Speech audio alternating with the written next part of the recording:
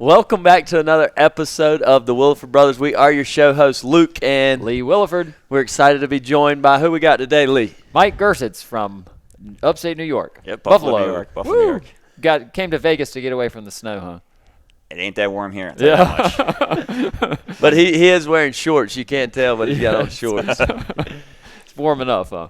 So, Michael, tell us just a little bit about yourself. We met you a few months back. I think you connected with Lee and came down to Raleigh, and y'all had lunch. Mike came into town and likes to do laundromat walkthroughs and post his reviews of those stores online. And so I was thankful that you contacted us before you did that so we could make sure you didn't do anything. Yeah, especially for like the too first dirty time. On the internet. Well, for the first time investor, like you just got to know like what works and what doesn't work because you know, when I started out, like it cost me a lot of money figuring out what works. I didn't have that mentor or anybody to talk to, and you know, I would just read the forums and kind of like, all right, I want to do it this way, even though it's not the best way. And even just talking to you guys, like you kind of point me in the right direction of where I should be for scalability, and you know, I'm just not set up for that. That's a huge infrastructure change in how the laundromat's set up. Yeah, and you don't do laundromats full time, do you? You do real estate? Yeah, I got a lot of commercial and residential properties, and then I do laundromats. But, you know, I want to scale up the laundromats, but right now I just can't find the next deal that works for me. Yeah, gotcha. And you have 3 now, right? Yep, we got 3 stores. That's great. All profitable? Yep, all cash flowing. Great. Were they like that when you got them? Tell us a little bit about how you got them and what changes you made, if any. Okay. Yeah, my first store, I bought the building. It was a dry cleaner laundromat. And it was closed down for 5 years. The guy retired / couldn't run the business anymore. Yeah. So went in there, retooled the laundromat, and that's how I got started. Kind of learned up. You know, I had days where I had no customers just because it was closed down for so long. Started building up, you know, $200-300 a week. Now I'm at, you know, that $2,000 a week. You know, 3 turns a day, 4 turns a day per machine. What'd you do with the dry clean space, or? So that one I just gutted and made it a bigger laundry. No. The one problem with this place is it only has 5 parking spots out front. Oh, okay. So parking's limited. I don't need a 2,500 square foot laundromat because parking's gonna stop that. Yeah. You know, I can't get 10 spots. Yeah. Right now I have 5 spots, sort of like some street, and I'll get 7 cars in there, and people just drive down to the next laundromat because they're not gonna wait. Do you lease out the other space? Yeah. So that's just a retail. Nice. And I rent that out, and that pays for all the taxes and everything for the building. So it's like win-win. That's a good model. Yeah. And when was that? What year, just for reference? So that was 2000, maybe late 2017. Okay. And then like a 6-month remodel. And about 6 years. 6 years ago. 6 years ago. Yeah. Oh yeah. That's cool. Time flies, don't Yeah. it? It's 2023. So how far behind that one did you get your second? And did you get into it for the laundromat business, or did you like that piece of real estate? So I got it for the real estate because Yeah. you know, I'm building a solid investment. So and then as I started learning the laundromat business, I'm like, I can use another one of these. Cool. Yeah. Like, oh, it's actually making money. Yeah. Like, I understand this. And Yeah. then I got my second laundromat during the pandemic in 2020. So that was another freestanding building, and they actually did an owner hold with a small down payment. So that was the business was included for free with the real estate. So went there, retooled that. Took about 5 months to get it up and running, and now that's one of my better cash flowing stores. Nice. And then Are you the only tenant in that building, or do you have? Yeah, it's a freestanding building on a double lot. So all right. I wish it had some rental spots because Yeah. But you've rent got out. parking there. I'm sure in New York, man, it's a different market. Yeah, that one, I got like 16 spots. That's never Great. a problem. Yep. A lot of people don't even walk there just because it's a great. It's in the neighborhood. And number residential 3, area. when did that come along? So that was 2021. Okay. About maybe 7 months after I opened the second store. Okay. And this is my biggest store. This is a lease spot in strip mall. Okay. And that store is doing really well right out of the gate too. It's People awesome. want to know, Nice. like, how are you financing these deals, and how's that work? What are you putting down on these deals, and what are you reinvesting back into them? Okay. typically? Yeah, my first building, I just bought cash. Yeah. And then I financed the equipment with, I think maybe it was Alliance. And then second deal was an owner hold, so I'm just paying Nice. that off, at 5% interest. Like, When Alliance financed that to you, what they require down percentage-wise as a first-time investor? Do you remember, or if anything? I think just like the first payment. Oh, wow. Or I mean, maybe it's the last payment you got to put down. They applied as your last payment. Yeah. So like you got to put that as a down payment, but like it was like $2,000. It wasn't like anything major. Yeah. That's really cool. But I also had a lot of real estate, so maybe they used that collateral. Collateral. Gotcha. Yeah. It's cool. Oh, nice. So you went from wanting to get into or buying real estate, got you into laundromats, and here you are. You've got your third one that's in a lease space, so you went after the laundromats. So, like you said, do you want to grow your laundry business, your laundry brand? Well, yeah, of course. Like, who doesn't want to make more money? But if you don't do it right, you get a bad deal. It could suck, your cash flow out of your other places. Yeah. And, I kind of heard you guys before, like, you're basically putting out fires like every day. Like, you don't want to put out, you don't want to buy a huge fire and have to put it out. So you want to make sure the deal's good for me. From knowing you over a short time, you're not one that's gonna, make any huge mistakes. I can tell you're savvy real estate investor. Yeah, I want to limit my risk, which is good. Yes. Yeah. Are all your stores close by? How are the three located to each other in relation to each other? Not as close as I'd want them, but one store is about 5 minutes from my house. Other store is about 20 minutes, and then the last store is about an hour. Okay. So even though the one that's an hour away, it's kind of far, but I did buy a lot of apartments nearby.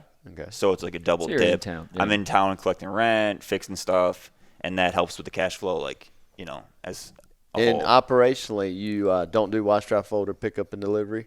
Nope, all my stores are unattended. Unattended. So you got a cleaner comes through or something? Yep, I got a cleaner. Or I got a couple cleaners, obviously, for each place, and every day it gets cleaned twice. And then when I go to the store, do you do all the maintenance yourself?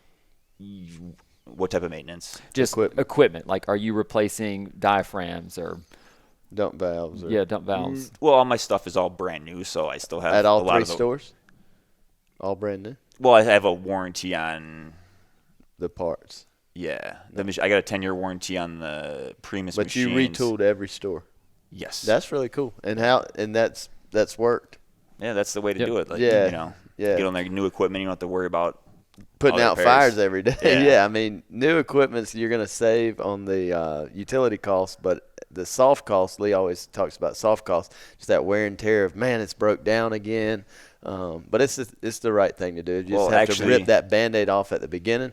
And, man. Actually, I lied. My first store, I bought new washers, but I got used dryers. Mm-hmm. And I actually just ended up replacing all those dryers the last 4 years because it was always a problem. Always, We learned to just go ahead and do it. Yeah, I mean, that's your first store. But that was your first store. You learned. Man. I mean, we used to just fix everything that was there and maybe order one new machine for the very front and clean it and maybe put in some floors and then we got to the stage where we retooled the whole thing. Yeah, when the distributor comes in and says, all right, we're going to change these bulkheads, we're going to move these drain lines, it's going to be $450,000. I'm like, that's like $10K a month, and then the interest rates go $13K a month to just send, one store machine payment. Yeah. Like, that's a lot of wash you got to do just make that machine payment. Yeah. You always want to make sure you got, plenty of room and cash flow and stuff. So each store. Absolutely. Is each of your store branded the same? I don't really have a brand. Okay. They're all painted the same. They're all like the same. They're all gray and blue, but I don't have the same names or any of the, they're not like connected or not franchise, but like branded that way. Branded that way. Cause can we choose a name right now? I mean, dude, it's the 21st century. We've got to come up with. You've got a YouTube channel. You're savvy. 2023. Yeah. You're gonna brand them all the same, same signage. You're gonna convert to card, and your life's gonna literally change. Like literally. Literally, it would. Well, would you recommend having if you bought one store to do no coins at all? Absolutely. Never just from the start. From the start. Just from the start. Yep. If you're going to close, never take another quarter again. Yeah. Or if it's operating and you close, just to convert. Yeah, and people think we're might just don't like quarters, but the thing is, we're out to help people, and that is and we've proven it. I mean, we created a system just to eliminate coins, but if you get rid of that headache, your verifications, it's just it's the simple, most profound. It's $1 million worth of advice, but nobody wants to pay for the consulting advice of telling you this. But once you do it, and you'll talk to people. I mean, you've met people who have converted, and I mean, the story's all the same. Nobody's like, oh man, I think I want to go back. Yeah, you went all new equipment. Yeah. Now when you do this, you're gonna be. For us, our largest washer costs $12.50 right now. That's 50 quarters. If we were on coin, we would have to pull those boxes 3 times a week. Yep. Quarters get jammed. For you, there's nobody there to or trust someone to give a refund, rather than saying, "Oh, okay, yeah, I see that you actually spent money there on your card. Something didn't happen. I'll issue you a refund right now." And it's pretty seamless. I've been in Costa Rica on the beach refunding customers. Yeah, they're smiling because they lost $5. I give them 10, and boom. Yeah. Have you? Do you think that's a possible model for unattended laundromat, the card system? Unattended? Yes. Yeah. In fact, I think it's more difficult to be unattended and coin versus unattended and card, because there are so many variables that can go wrong with every single quarter you take in. And if it goes wrong, there's nobody there to help that customer. Yeah, there's much less friction, many less things that can go wrong with just the tap of a card. And we just assume things, prior to meeting us or somebody that operated a card store, you wouldn't think that, because it's always been just put in coins, and that's what and customers love. And if you put in a card system, you're going to lose all your customers. Or if you're starting a new store, at least start card and, build that traditional business, and then you can convert later. Today's the day. Quarter. And if you open a business, start quarter and let people get used to that, like they're used to. No, and then just go ahead and do it. It's like firing somebody. If you have somebody in your organization needs firing, just go ahead and fire them today. Go ahead. Don't kick it down the road. Go ahead and do it. But that's just one thing. Obviously, you're successful how you are. But interested to see where you go, man, with your business. It's cool. And tell us about your YouTube channel. Yeah. Oh, I got a channel on YouTube. You guys have seen it. Yep. What's the name? How do people find just my name, Michael Gersitz. You can search for we'll on link YouTube. it. Yeah. And just do a lot of laundromat content, and just me walking around the store talking about stuff and talking about problems, and then I do reviews of other places and check out their Google reviews and stuff like that. And just going back to what you were saying before, if somebody puts a quarter in and messes up, I'll get a 1-star review, I lost 75 cents in the machine, or the pop machine's out of Mountain Dew, I'll get a 1-star review, all those variables that you don't want, all that bad stuff, there's a lot of little things you want to just cut them out. Do you do your vending? I like 2 of the 3 stores, and I'm going to take out the last 2, just because there's no money, no money for me. I want to be more of the manager, not filling up the pop machine. I got to go down and fill a pop machine up. That's to make 25 cents or whatever it is per can. And those prices are going up too. We just raised our vending price on the across the board. Snacks as well. We use our. Do you guys do it all yourselves, or? We have vending managers in each of our regions, and then our staff fill the machine pick up themselves. There's no currency, there's no coins, so anybody can have access to our machines. Our staff members able to fill it up. Yeah. So on the Coke machine, we've been able to network our payment system and our reader on it, so it doesn't take cash or coin. It only takes the we own the vending machine with our soap and with our snacks and things in it, and then we have an agreement with Coca-Cola where we buy their product and they maintain their machine. Okay. Yep. Because you guys don't in your new store, you don't have a separate. Do you have any soap vendors in your other places, or you put them all in the vending? Just for the card? The bottom 2 rows are in our soap. And it's the smaller package. We're just there in case of emergency. It's a convenience. We're not going to compete with liquid soap. Most people bring that in, but if you came and you forgot it, it's a lot cheaper to pay $1.50 than for you. Drive back to your house or run across. Convenience. Yeah, just for convenience. And it's going to be a little higher, just like our snacks. They're a little higher. If you go to the gas station, it'll be a lower cost, but it's a convenience thing. So you guys almost have a subdivision of vending just because you have so many stores. Mm-hmm. Do you do any outsourcing, or just in your stores?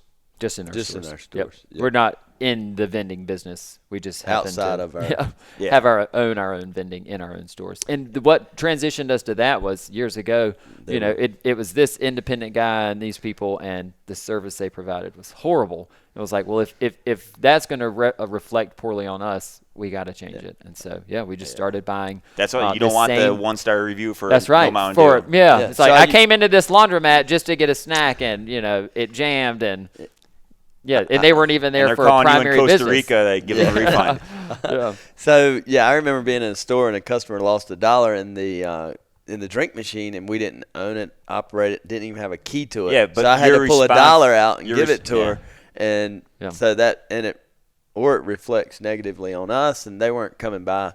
So we are very DIY guys. So we created our own payment system. We do our own vending. We used to paint all of our stores. And I think that's what this industry takes is you got to have a little DIY. Hey, let's go get it. We talked to Joe Dan Reed earlier, and he's all about make it happen. And you're the same way. You go by, you stock those things, but you see things that like vending. Hey man, maybe the trade-off's not worth it, and I'll create space in my store for customers to sit. Yeah, rather than an extra folding table. Yeah.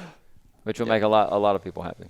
Yeah, for sure. Tell us about. So did you grow up there in New York? Yeah, okay. Buffalo, New York, my whole life. Went to high school, college there, and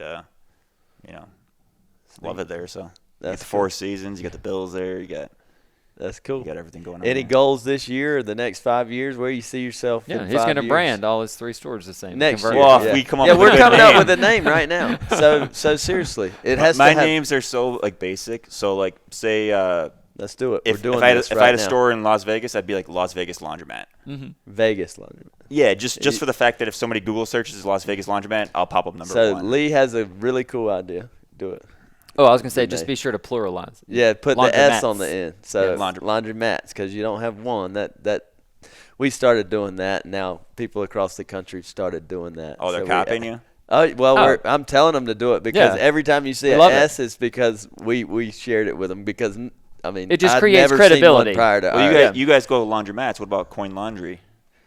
Well, you're not going to be coins, so Yeah. that wouldn't reflect who you're going to be. Yeah, if it was 1985, I would say you could go Coin Laundry like all the other stores. Coin Laundry. That's what they all said, And, we've thrown away so many signs from stores that we've acquired. Yeah. So Lee said a good name for laundromat would be laundromat near me. That way when people Google Yeah, laundromat exactly. near me. That's like the number one search. It is the number one search everywhere. Yeah. So where are you at? Buffalo Laundromats. That's the name of my LLC. Nice. Boom. Why not? You guessed it. Dude, total guess. So that's our name, Buffalo Laundromats. We'll get a logo with there Buffalo anybody there? or something. But all my stores are like just big red letters, laundromat. That doesn't matter. Like Yeah, that for doesn't the outside. matter. I don't have like the But, branding on dude, the outside. we're gonna spend Not yet. $100 Not bucks on a decal for the front window. You remember when you did the review of our store? You come in, it says it on There's that the little decals. glass. Those are nice, It's yeah. a little cheap decal. Like there's nothing to it, but it brands you, man. Yeah, It starts but to as brand you. long as you start to associate that image with your customers and then the experience they have inside. And then they go up the golden. road to your other. as long as they have a good experience. Yeah, which is, hey, Well, that's what we part of practice. your, Excellent customer experience all the time. Yeah, that's cool. And as you grow, you'll be able to create maybe a call center or something where all those calls don't come to you. But for that'd be right great. now, so Yeah, and we talk about that. Yeah, things to centralize, things to not centralize. Yeah. Yeah. And at some point in time, you get to the scale of okay, we need somebody who's communicating with our staff, communicating with our customers, taking calls. And we love things like creating jobs for other people, and we're in a market where there's enough laundry to be done. We're partially attended, so we're not completely unattended, fully, but we run 8 to 5 and then have a night manager at night who bounces around. Manage multiple stores. But give us your review. I know you did a walkthrough review, but going to one of our stores, your expectation coming in and what it really was, because our stores are pretty much identical. Literally, it gets boring going from store to store because they're and for new people, they're like it's the same thing, same colors on the wall, same machine. Well, that's good. Which That's is good. branded, Yeah, Yeah, that's what we're trying to do. We're looking for the But consistency. what did you maybe find interesting at our stores? I don't know. Any aspect? Was it the Gatlinburg store? Is that the one I met you at? Greenbrier. Greenbrier. Greenbrier. Okay. Yep. Like I was surprised at how big that was on the inside because the outside you had like that weird awning in front. Yeah. But that's a really nice store. Yep. The two entrances. We took is out awesome. the ceiling. Ceilings, yeah. I remember I saw a video of you walking through that like the first day when you're taking out all the machines. Yeah. And like I walked in, I'm like, is this the same place? Like it was awesome. Yeah. Just like the transformation. Yeah, the laundromat was about, I don't know, a quarter of the space. Maybe 2,000 square feet, and the other Maybe. 4,000. Yep. And so we blew it out. the owner there, he operated dry cleaners, but it was no longer his plant, but he was leasing all that square footage. And anyway, it took about 5 years to get that deal, and it was actually 2 stores in one. But with both acquisitions, he would not sell unless we leased back a drop-off store. So in dry cleaners where you can drop off, wash, dry, fold, or dry cleaning. So in both those locations, we lease, we sublease, because that building we actually lease. We don't own that, or I'd take that little awning off that you're talking about. But are you guys at the point where people just keep calling you to like put a store here, like the big, Some, but we don't really grow that way. It's normally through acquisition or store owners. But they'll call us store owners. We're easy to find. We like existing stores. So. And then we look for buildings as well on the commercial real estate side. Lee and I have a commercial real estate company, so I was going to ask you about that. Do you have an operations company for your laundromat and a real estate company? Yeah, I just kind of have broken down to LLC, but it's pretty much just me. Yeah, you know, a single member LLC. Yeah, so they're separate. For real estate, it's like real passive. So you set up a lease value and set up a lease between your operation and your real estate company. No, just because my accountant said he's like that. There's not a big benefit. Okay. But going back to your question before when you were talking about the Green Barrel store, the one thing that you guys did in that store was you guys staggered all your machine sizes. Mm-hmm. Yes. And I've never seen that before. I guess maybe I've seen it before. I'm like, why did you do that? Mm-hmm. And then you explained it to me because if you put all usage. your 6 machines in a row, nobody ever uses those middle machines. That's right. Yep. And so in that store, that's like the ideal store.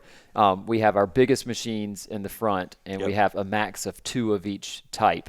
So we've got 2 90s, 2 60s, 2 40s, 2 60s, and 2 90s. And so, those ones on the end get used the next size down. And you guys did that for the dryers too, which we do. I've never seen that in my market. My market's always all right, 30s, 45s, 75s all together. Yeah. And the bottoms never get used in the middle, Yep. We just do 50s and 80s. So 50 stack 50s and 80-pound dryers. Mm-hmm. Yep. And so we typically flank with the 80-pound dryers. Yeah, so I'm always nervous when I buy the 50s that every customer is going to see that as they don't know the difference between that one and versus another store. So they don't charge the same price. Yeah. Well, no, I'm saying if you don't have the 30s there to show the 50s how big the 50s are, customers just think those are the same but size. They get a better service because they're just going to dry that much better. Mm-hmm. Yeah, but they'll come in and say, they're just dryers. They don't know that it's like this 200G. Is a big dryer. It's like 200G versus 100G. We only run 100G, but their perceived value isn't on, oh wow, this is a bigger dryer. Their perceived value is, wow, that dryer dried my clothes really fast, really quick. Yeah. They're there for one That's reason. what matters. And you can dry clothes faster typically in a bigger, like a 50-pound stack. Yeah, because before I got all these new dryers all double stacked stacked. Mm-hmm. Speed Queen with the Quantum Touch. And I got to tell customers, I'm like, you don't need to put it in there for 99 minutes anymore. It's gonna, reversing and they'll dry really. They'll dry in 24 minutes. Yep. You don't need to put as much money in. They're like, oh, you raised the prices. I'm like, well, it's the same price technically. It's the same price scale, but yeah. Well, cool. Do you do quarter increments for your dryers? Like quarter and what? Quarter increments, so they add a quarter and it starts 1 quarter at a time. Yeah. Well, actually, I have 2 pricing structures. Quarter for 5 minutes, and then my other place it's 50 cents to start, and then a quarter to add time. Okay. Gotcha. It's a little bit just different, just because for 4 minutes, you got a minute to heat up and a minute to cool down. You don't get a lot of drying time for a quarter. For sure. Yep. Put a minimum on there. That's what we did. Yeah. It does get a little confusing, and you got to figure it out because it won't tell you exactly on the machine that $1 to start, then a quarter to add minute. But yeah, in our stores you can only buy 17 minutes worth of dry at a time, and so you buy 17 minutes and then tap again. That gives you 34 minutes, and we recommend everything's 2 taps. Everything's coming dry in 34 minutes. That. Yeah, but people get it, pretty quickly. And that's through much trial and error. Yeah. What we didn't want is a 34-minute one VIN price, and you needed 36 minutes, and so you've got to spend the exact same amount so for 17 2 more minutes was that sweet spot? It's a sweet spot. Yeah, it's a sweet spot. And we adjust our price and not the time. Do you find that other people are copying you in your area? You don't care? No, we don't care. They're not. Yeah. Not the stores that we've been in. Most of them are coin. There's a few card stores in the markets that we serve, but they don't do pricing structure quite the same way we do. Okay. Yeah, just if you're if you have a lot of stores, you're obviously doing something right. Yeah, we're price leader, and we went by. I had a guy in town recently. I was telling earlier, we went by and we realized that one of our competitors. It was basically a zombie mat, but it was they were vending their 60 at $5.25, I believe, and we vended at $8.50 or something like that. Okay. So literally a mile up the road, but people don't care. It's almost twice the price, but people don't care. Yep. People's like just even the size of the machine. People don't know versus the Maytag like 80-pound machine is huge. Mm-hmm. And, our Speed Queen 80 is smaller. And they're like, oh, you have a smaller machine here. I'm like, well, ours is actually, It's actually, for the price. Yep. And we even put our 90-pound machines on 6-inch bases. So all of our machines are on 6-inch bases. They all have the same line at the bottom, puts them up a little bit higher. So even the perceived value is good too, because now that machine's 2 inches taller than just on a flat 4-inch base. And we install them, so it's a lot easier if you've installed equipment. Man. You know what I'm talking about. Yes. But it makes it a lot easier. There's no ledges or cliffs to get over. Tighten down and install the equipment. And front of line. You're a bolt guy? Oh yeah. Oh yeah. Everything. Front of line. Yeah, you might have noticed in our we store talked about that. The machines are all the aligned machines at the front are aligned at the rather front than the back, so it's not it reduces your corners. Okay. Funky door stuff. So like my one bowling alley store, I have them drop back just once. I got the 80s out, then the 60s, 40s, and 30s are all fronted. Okay. Just to show that the big machine. Yeah. There's only so much space in there. I got like a bench in the middle, but when it gets busy, you got one person here, one person here. You can't get by. Oh yeah. That little bit of space can be important. For sure. Well, it's been good talking to you, man. Buffalo Laundromats. I love it. Let's go. But yeah. Best of luck as you continue to grow. Look forward to, watching your journey and seeing you succeed and being friends. That's what this industry seeing your cat does. in your videos. And his cat. Go watch his videos, y'all. Michael Gersitz on YouTube. On YouTube, yeah. Thank you for watching. Like, follow, subscribe, do all those things. And, thank you for being here. See you next time. Awesome.